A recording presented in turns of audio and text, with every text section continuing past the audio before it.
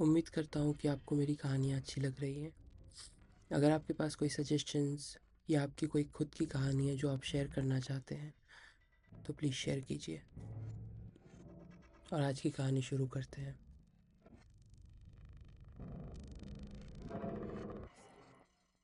3 साल पहले मैं ऑनलाइन लोकल जॉब सर्च कर रहा था जब एक ऐड ने मेरा ध्यान खींचा।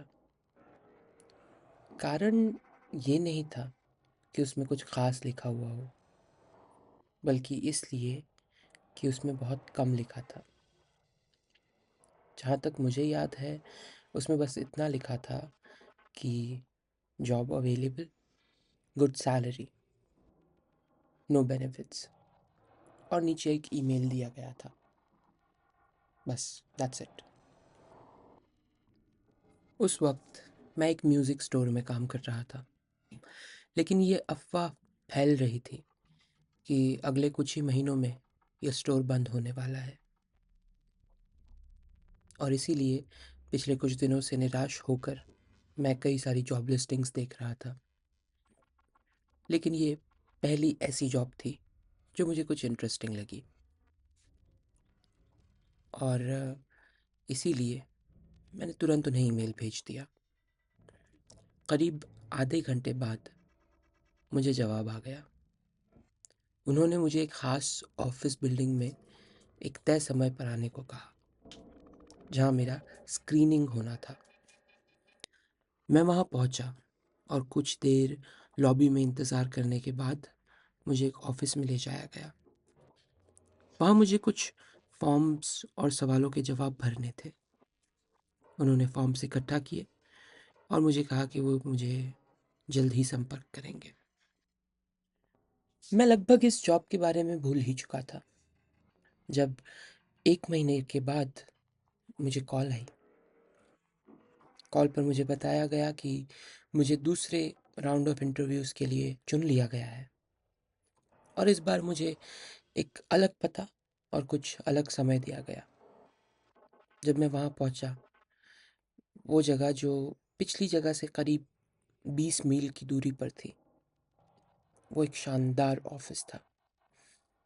तब उस आदमी ने मुझे रिसीव किया और उसने अपना नाम मिस्टर सॉलमन बताया। वो मुझे एक बड़े कमरे में ले गया, जहाँ एक डेस्क और एक कुर्सी रखी थी। डेस्क पर 2 बड़े मॉनिटर, एक कीबोर्ड, एक माउस और एक मेटल का बॉक्स था जिसमें 2 बटन लगे थे, एक लाल और एक हरा। मिस्टर सॉलमन ने बताया कि अगर मैंने ये जॉब ली तो मुझे हर हफ्ते 7 शिफ्ट करनी होंगी, और ये हर शिफ्ट 6 घंटे की होगी। मुझे बस एक लाइव कैमरा देखना होगा जो किसी दूर के लोकेशन पर था। हर घंटे मुझे एक लॉग भरना होगा जिसमें मैं पिछले घंटे हुई किसी भी खास घटना के बारे में लिखूंगा। मुझे किसी भी हालात में इस कमरे में कोई चीज़ लानी या लेकर जाने की इजाज़त नहीं थी। लाल बटन सिर्फ इमरजेंसी में दबाना था। अगर कुछ गड़बड़ होती है तभी इसका इस्तेमाल करना था। हरा बटन तब दबाना था जब वीडियो में कुछ महत्वपूर्ण हो, लेकिन इसका इस्तेमाल ज़रूरत से ज़्यादा नहीं कर सकता था मैं। उन्होंने बताया कि इस कमरे में एक सीसीटीवी कैमरा होगा और मेरी निगरानी की जाएगी, और इसके लिए मुझे $35 प्रति घंटा मिलने वाले थे। मुझे थोड़ा शक हुआ। बस एक स्क्रीन देखने के लिए इतनी ज़्यादा सैलरी? मेरी माँ हमेशा कहा करती थी, When something is too good to be true, it is। मैंने पूछा कि क्या मैं कुछ गैर कानूनी करने जा रहा हूँ। मिस्टर सॉलमन हंस पड़ा और उन्होंने कहा, नहीं। मैंने पूछा, क्या किसी को कोई किसी तरह का नुकसान पहुंचाने वाला है।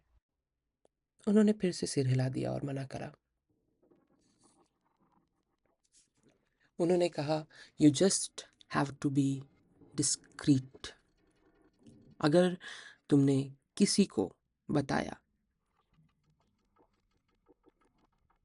कि तुम क्या कर रहे हो और कहाँ काम कर रहे हो, तो मुझ पर केस हो सकता है या मुझे जेल भी जाना पड़ सकता है, और वो इसके लिए मुझे ज़रूरी सारे डॉक्यूमेंट्स पर साइन भी करवाएंगे। मुझे जॉब मिल गई और अगले ही दिन ज्वाइन करना था, और इसीलिए मुझे बिना नोटिस दिए मेरी पुरानी नौकरी छोड़नी पड़ी। जब मैं एक्चुअल जॉब लोकेशन पर पहुंचा तो वहाँ सब कुछ वैसा ही था जैसे मॉडल रूम में दिखाया गया था। बस हाँ, वहाँ पर एक बाथरूम और एक वाटर कूलर भी था। लेफ्ट मॉनिटर पर वीडियो फीड थी, राइट मॉनिटर पर सिर्फ ब्लैक एंड वाइट टर्मिनल जहाँ मैं अपना लॉग टाइप कर सकता था। मैंने जैसे ही लेफ्ट मॉनिटर को देखा, मेरा दिल तेजी से धड़कने लगा। वहाँ एक कमरा था। दिखने में ये किसी बेडरूम जैसा था, लेकिन उसमें एक टीवी, सोफा, कुछ कुर्सियाँ और टेबल रखी हुई थी। तब मैंने पहली बार उसे देखा।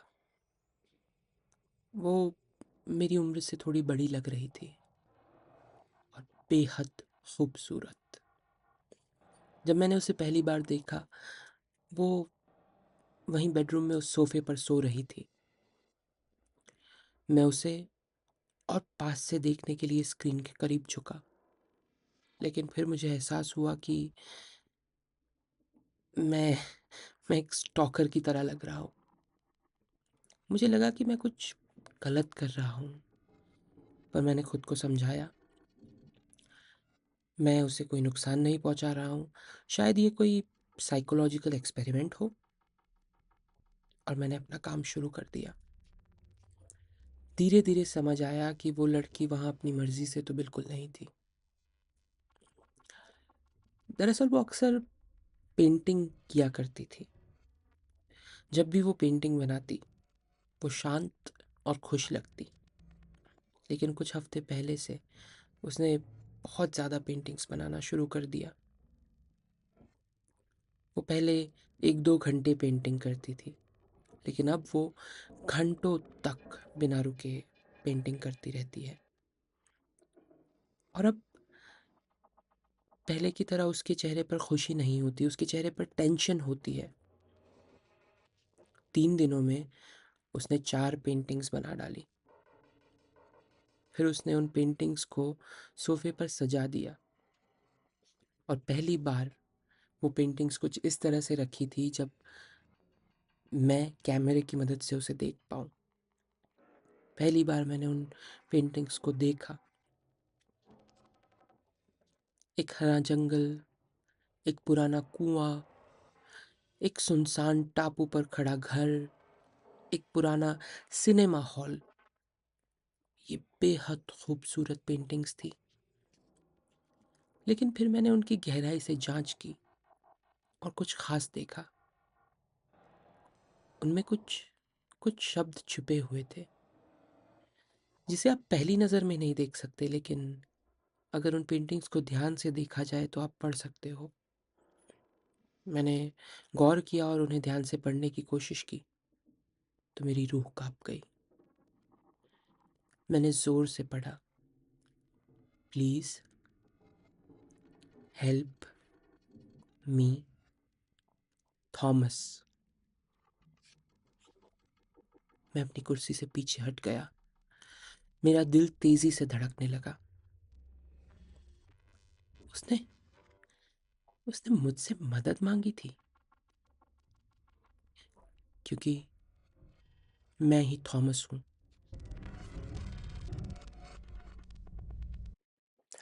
होपफुली ये स्टोरी आपको अच्छी लगी होगी, और शायद आपके भी मन में बहुत सारे सवाल होंगे कि आखिर वो लड़की थॉमस को कैसे जानती है और उसका नाम कैसे जानती है। और इस स्टोरी के आने वाले पार्ट्स में मैं आपको सारी चीज़ों के बारे में बताऊँगा।